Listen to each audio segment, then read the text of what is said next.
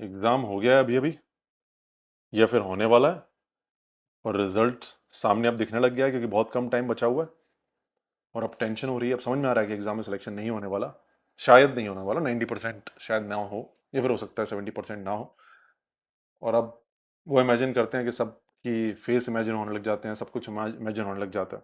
देखो, ये टेंशन तो अब देखो होने वाली थी, है ना?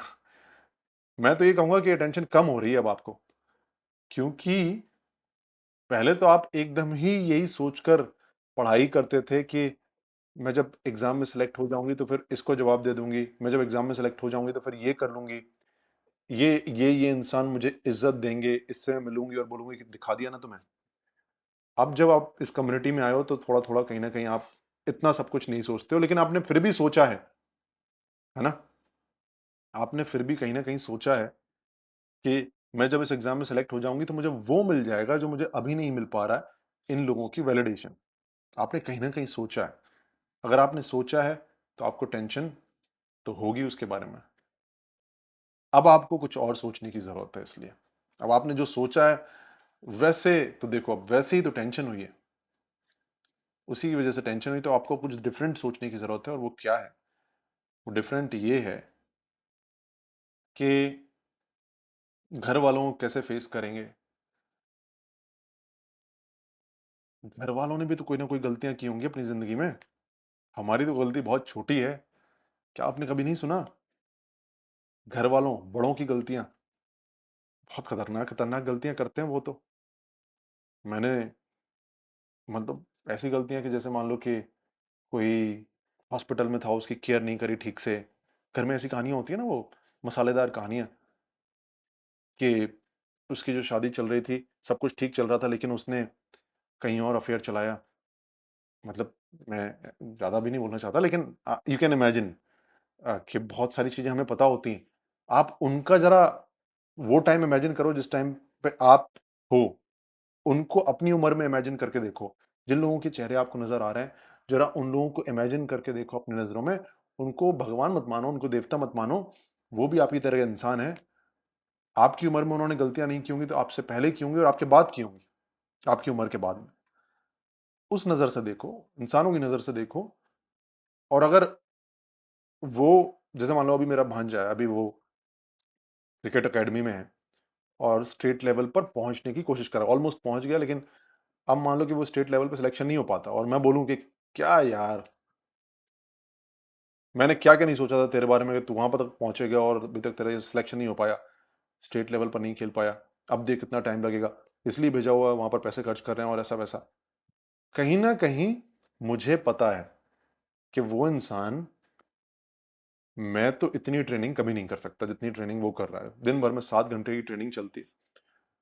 उस उम्र में, अभी वो 12 13-14 का है। ट्रेनिंग चलती है, ट्रेनिंग के बाद में वो पूरी तरह से जुटा हुआ है। जब मैं उसके टाइम पर था 12-13 साल का होऊँगा तो I am sure I was suffering from perfectionism. मैं पढ़ाई नहीं कर पा रहा था, मैं अपने टारगेट्स कंप्लीट नहीं कर पा रहा था। खेलता था लेकिन ये ट्रेनिंग टाइप का तो मैंने घर से दूर जाके ऐसा कभी नहीं किया था।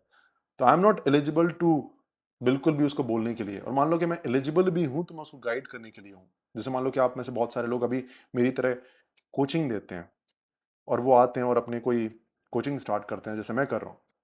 और आप इसमें अगर कहीं थोड़ा बहुत ऊपर-नीचे हो जाते हो, तो मैं क्या बोलूँगा आपको? मैं ये थोड़ी ना बोलूँगा आपको, गालियाँ थोड़ी ना दूँगा क्योंकि मुझे पता है कि ये मुश्किल काम है, इसमें ऐसा होता है। मैं आपको गाइड करने की कोशिश करूँगा कि नहीं यहाँ पर कमी रह गई होगी, शायद तुम ये नहीं कर पाए होगे, इसको शायद इम्प्रूव कर सकते हैं। मैं ऐसी बातें करूँगा। तो या तो मैं नहीं बोलूँगा क्योंकि मुझे पता है कि मैंने खुद ने इतनी गलतियाँ की हैं क्रिकेट में कि मैं अब उसे क्या बताऊँ, मुझसे तो बेटर ही खेलता है। दूसरा या तो मैं बोलूँगा तो फिर मुझे गाइड करने की ज़रूरत है। अगर मैं कुछ बोल रहा हूँ जिसकी आपको टेंशन हो रही है कि वो मुझे बोलेगा, वो मुझे बोलेगा। अगर वो इंसान आपको बोलते हैं, ये उनकी इनसिक्योरिटी है भाई, ये आपकी टेंशन नहीं है। ये उनकी इनसिक्योरिटी है, वो आपको सिंस अपनी तरह से अब उनकी अलग जंग है, उनकी जंग समझने की। आपकी जंग ये थी कि आपको वैलिडेशन चाहिए थी, इसलिए आपको इस एग्ज़ाम में सिलेक्शन चाहिए था। उनकी जंग ये है कि उनको आपसे कुछ चाहिए था। उनको आपको अपनी तरह से चलाना था। उनको आपको अपनी आपकी लाइफ़ अपनी तरह से चलानी थी।